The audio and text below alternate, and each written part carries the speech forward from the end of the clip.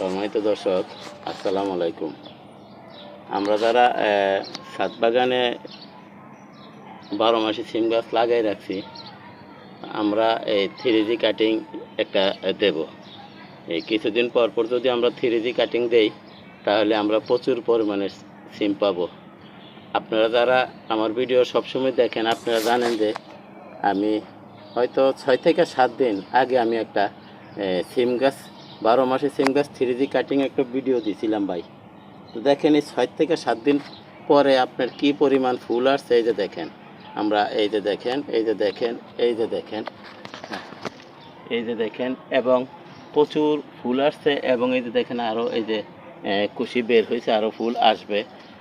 এই যে দেখেন, তারপরে আমরা যদি একটু ভালোভাবে দেখি, এই যে দেখেন এখানেও এই যে, তারপর এই যে